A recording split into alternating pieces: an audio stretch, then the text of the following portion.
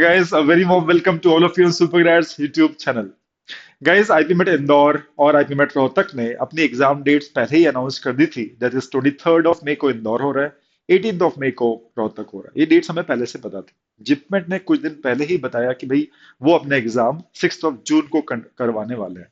तो जो तीन आईपीमेट के एंट्रेंस एग्जाम्स हैं जो 12th के बाद स्टूडेंट दे सकते हैं, राइट, और कोई भी स्टूडेंट दे सकता है, चाहे ह्यूमैनिटीज का हो, कॉमर्स विद मैथ्स हो, कॉमर्स अप्लाइड मैथ्स हो, कॉमर्स विद कोर मैथ्स हो, या पीसीएम बायो का स्टूडेंट हो, कोई भी एलिजिबल है इन एग्जाम्स को देने के लिए, है ना।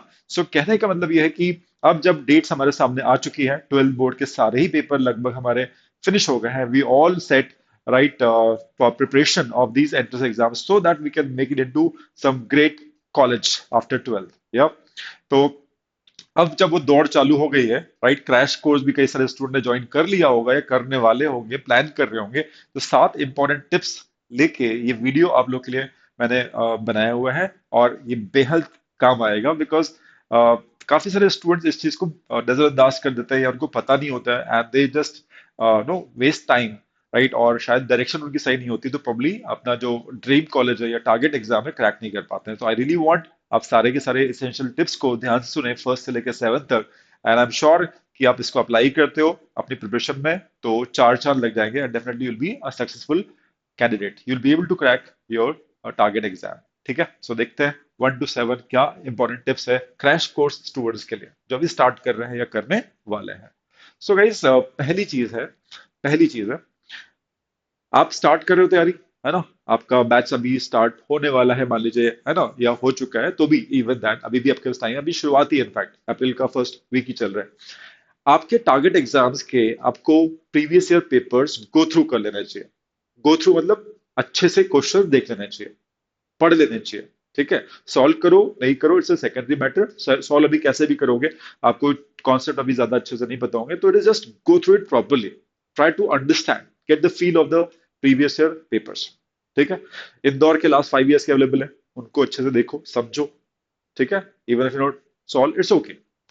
ठीक है, सो इंग्लिश सेक्शन देखिए, मैथ सेक्शन देखिए, रोहतक का पेपर जो भी अवेलेबल है एटलीस्ट उनको देखिए, you will get the feel. ठीक है, जिपमेट तो आपको अवेलेबल होंगे ही उनकी वेबसाइट पे, या फिर हमारे यहाँ पे भी आप देख सकते हो वेबसाइट पे, टॉप रैंकर्स की वेबसाइट पे। जिपमेट भी लास्ट 3 years के अवेलेबल है, क्वेश्चन दिख जाएंगे आपको, राइट, सोल्यूशन भी दिख सकते हैं, but at least go through the question. ठीक है, और जिसके पेपर्स अवेलेबल नहीं है रोहतक फॉर एग्जाम्पल, तो रोहतक का लास्ट 2-3 years का एग्जाम एनालिसिस आपको यूट्यूब पे मिल जाएगा।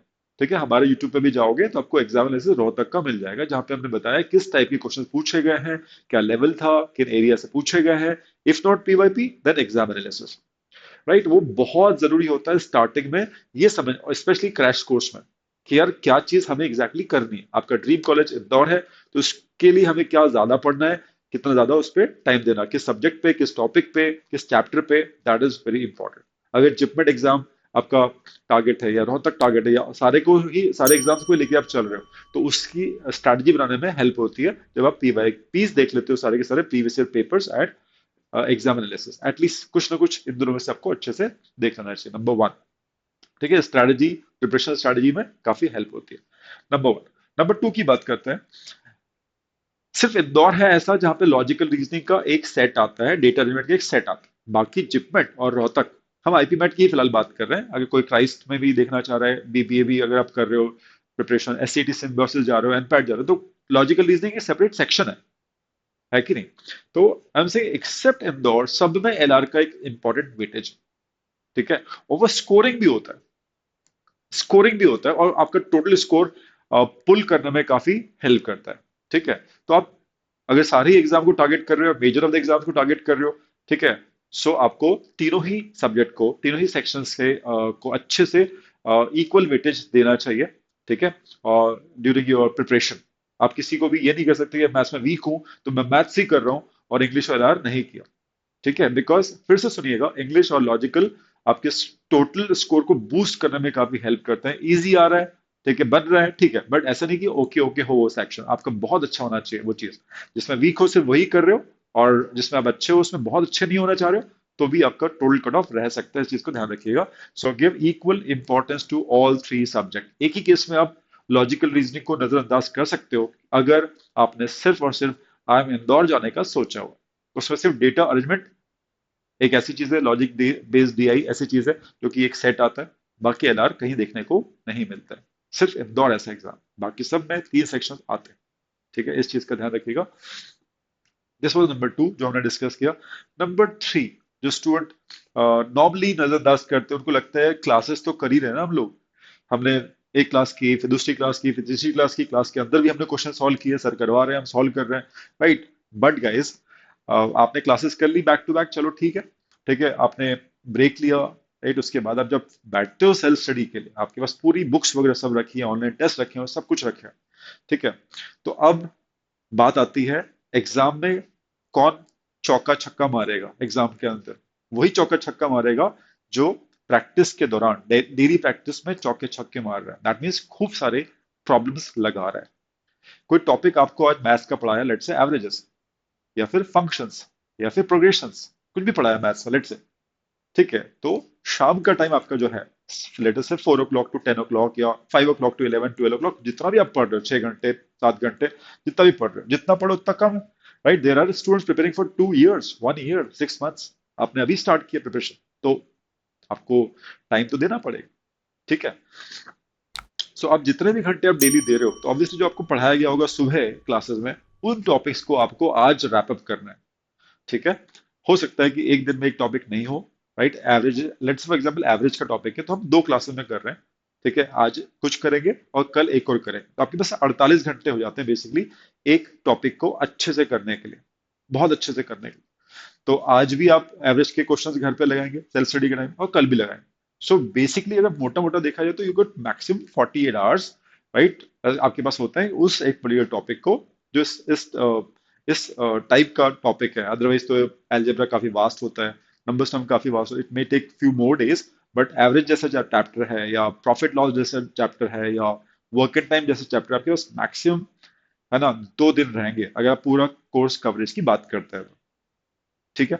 सो 100 से 150 question daily across all subjects solve करने की सेल्फ स्टडी के टाइम, मैं ये इंक्लूड नहीं कर रहा हूँ जो आप क्लासेस कर रहे हो, है ना, मॉर्निंग में या कभी भी, उन क्लासेस के क्वेश्चन सॉल्व करने का इंक्लूड नहीं कर रहा हूँ। उनको छोड़ के आप जब बैठे हो, तो अक्रॉस ऑल सब्जेक्ट्स 100 से 150 क्वेश्चंस आपको डेली लगाने चाहिए। तो आपके लिए, उसके लिए आपके लिए आपके पास स्टडी मटेरियल होना चाहिए, ठीक है।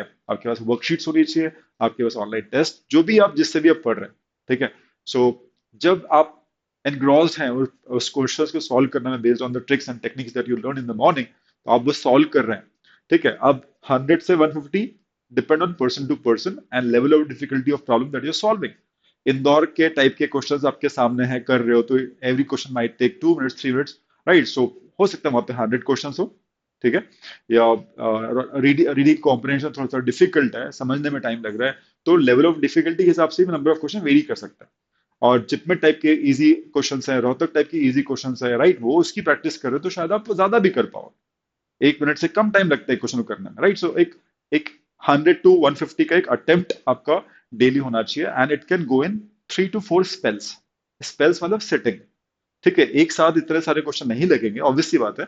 तो नो 1 आवर की सेटिंग किया, क्वेश्चन सॉल्व किया, फिर ब्रेक लिया, इस टाइप से लगातार मैथ्स न करके, मैथ्स, लॉजिक, इंग्लिश, फिर maths, that is also workable.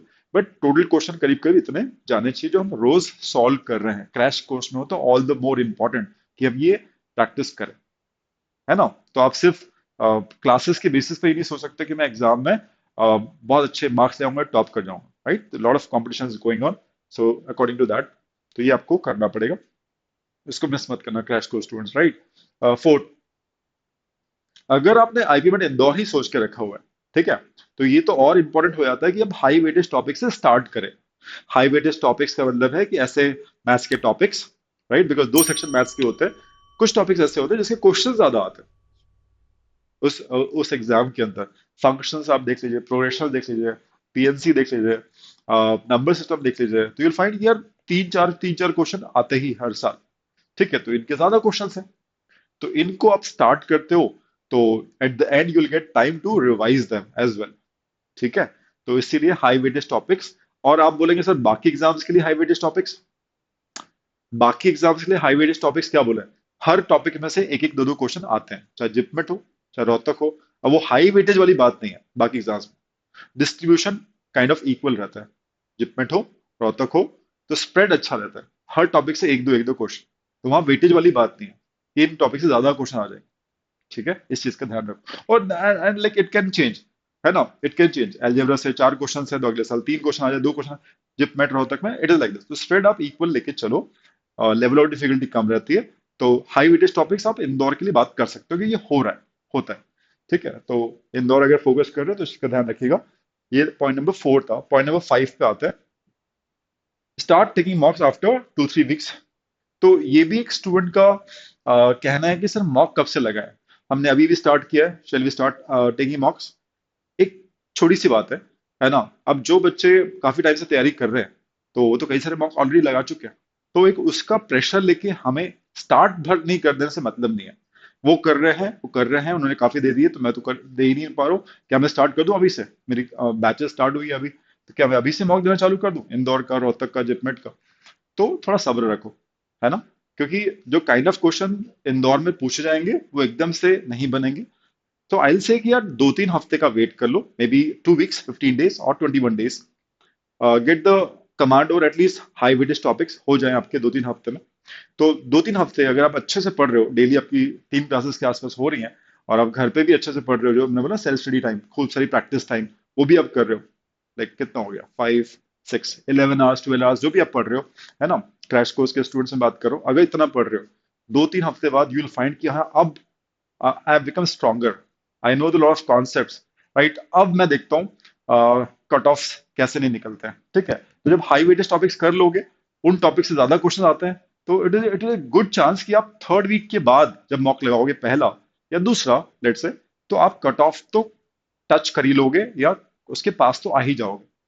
वहां से फिर जो आपकी चीज चालू होती है, तो आपको एक कॉन्फिडेंस अलग रहा है, रादर कि आप 2nd डे, 3rd डे या 1 हफ्ते के बाद ही कूद पड़े। देना है तो एज ए अपने आप को चेक करने के लिए दे सकते हो। अभी 1st वीक, 2nd वीक में देना चाह रहे हो, बट उसका कुछ साइकोलॉजिकल इफेक्ट नहीं होना चाहिए।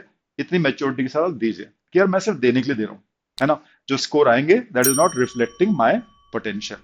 इस चीज का ध्यान आपको देना पड़ेगा। ठीक है, सो एक्चुअल टेस्ट जो होती है, या every 2nd day, 3rd day जब चालू करोगे टेस्ट सीरीज, तो that should be after 2 weeks minimum, और 3 वीक्स। इस चीज का ध्यान रखिएगा। और जल्दबाजी नहीं है कि यार वो तो इतने टेस्ट लगा दिया है, मैं भी तो, आपके पास अगर 100 टेस्ट है कि आप टेस्ट ही दोगे, पढ़ोगे नहीं। टॉपिक स्ट्रांग होगा, ठीक है, तो चैप्टर स्ट्रांग होगा, चैप्टर स्ट्रांग होगा तो आपका सेक्शन स्ट्रांग होगा। तो फोकस वहां पे होगा, होते रहना चाहिए डेली पे, तो जाके आपका सेक्शन स्ट्रांग होगा। ठीक है, तो इस चीज का प्लीज ध्यान रखिएगा सारे स्टूडेंट। एंड या लास्ट 2 पॉइंट्स बड़े इंपॉर्टेंट है, थोड़े साइकोलॉजिकल है ना, आपको समझना पड़ेगा। Do not think too much about competition. कितने हजार लोग हैं, राइट। कोई जेई छोड़ के आईपी मैट देगा, है ना, मैं उससे कैसे फाइट करूंगी, करूंगा, यू नो। ये जो चीज है, ये आपको खत्म कर जाता है ना, आपको खत्म कर दिया जाता है डेली बेसिस पे। जो आप थॉट देते हो, पढ़ने बैठे हो, फिर सोच रहे हो यार बहुत सारे लोग हैं यार, मैं कैसे निकलूंगी, कैसे होगा मेरा, है ना, ऐसा होता है, राइट। तो वो चीज दिमाग से निकाल दो। ठीक है, वो आपका टाइम कंज्यूम ही करेगा अल्टीमेटली। ठीक है, तो आई डेफिनेटली बिलीव, है ना, अगर आपका फोकस्ड माइंड है, और राइटली मेंटोर्ड माइंड है, right, so nobody can stop you cracking this exam. Because last year, उससे पहले, हर साल क्रैश कोर्स के बच्चे इंदौर सेलेक्ट होते हैं। ठीक है, क्रैक करते हैं, इस साल भी करेंगे। It is about the mind set, है ना। और जो उनकी ट्रेनिंग हो रही है, और जैसे मेंटरिंग हो रही है, और जितनी वो मेहनत कर रहे हैं, एडिकेशन, फोकस माइंड, वो बंदा निकाल लेता है ना। नंबर ऑफ डेज सिर्फ काउंटिंग की बात है, चाहे उनको कितने भी दिन मिले, वो निकाल लेंगे, है ना। अगर आप पॉजिटिव माइंडसेट से, पूरे डेडिकेशन से करते हैं, तो निकाल सकते हैं आराम से। ठीक है, तो do not think too much about the competition. ठीक है, अपने बारे में सोचो, और आप कैसे डेली प्रोग्रेस कर सकते हो, वो सोचो। That is the most important thing. ठीक है, just progress on daily basis, that is what is required guys. ठीक है, and last but not least, don't get overwhelmed bye so much content that you be getting.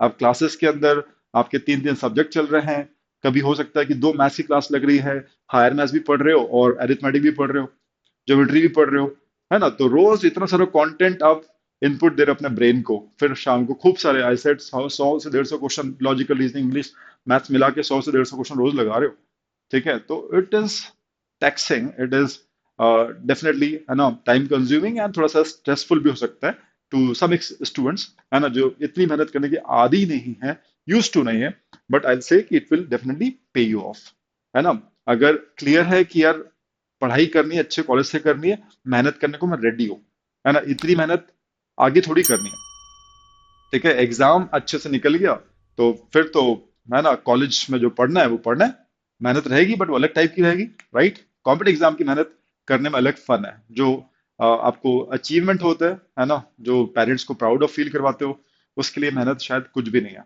ठीक है। सो मेरे ख्याल से everybody should know prepare very hard for this particular exam, क्योंकि seat मिलती है तो नेशनल लेवल की कॉलेजेस हैं जिसमें आपको सीट मिलती है, and it's a matter of proud, no doubt about it, right. So I just say overwhelm मत हो, इतना सारा कुछ है मैं कैसे करूं, राइट। अगर आपकी मंथ की प्लानिंग है, पूरी मंथ की प्लानिंग है, राइट, ये टॉपिक्स हमें करना है, खत्म करेंगे, हाई वेटेज टॉपिक्स है, इंदौर है तो, अदरवाइज अरिथमेटिक में पूरा कर ले, तो अरिथमेटिक तो हर एग्जाम में पूछा जाता है, ठीक है, या आरसी कर लूं, वो कैब कर लूं, या ग्रामर कर लूं, है ना, पैरा जम्बल्स, पैरा कंप्लीशन।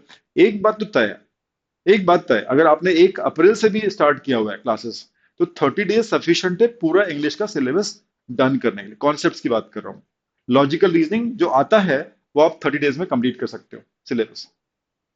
कहीं भी क्रैश कोर्स आपने किया है या आप खुद से भी पढ़ रहे हो, तो खुद से पढ़ रहे हो तो थोड़ा सा टाइम लग सकता है, बट अगर क्रैश कोर्स बिल्कुल रिफाइंड वे में चल रहे हो, सब पता है ये तो 30 days is enough for LR and English. Maths में शायद थोड़ा सा टाइम लग सकता है, अगर हायर मैथ्स की, एडवांस मैथ्स के टॉपिक्स को और अच्छे से डीप जाके अच्छी प्रैक्टिस करनी, तो लेट्स से 45 डेज, है ना, अगर सब कुछ पूरे मैथ्स की बात करें तो। बट कहने का मतलब है, अप्रैल अगर पूरा ढंग से प्लान हो गया तो यू गाइस आर सॉर्टेड, ठीक है, अप्रैल को ढंग से प्लान कर लो। आई से ओवरवेलम मत हो, that means one topic in a day, है ना, वन स्टेप अ डे, एक दिन में एक टॉपिक उसको बहुत अच्छा करो, अगले दिन अगला टॉपिक उसको बहुत अच्छा करो, ठीक है। So that is what is required. तो अप्रैल आते आते जब आप देखोगे कि यार ये 30 दिन गए हैं और मेरे 15 से 16 टॉपिक मैथ्स के हो गए, LR के मेरे 20 टॉपिक हो गए, इंग्लिश के इतने, देन यूल फील कि यार पीछे मुड़ के देखोगे कि नहीं यार सही काम किया, ठीक है। तो ओवर थिंकिंग, कंपटीशन, कौन आएगा और कौन कौन देंगे, मेरा कैसे होगा, इससे मतलब नहीं है।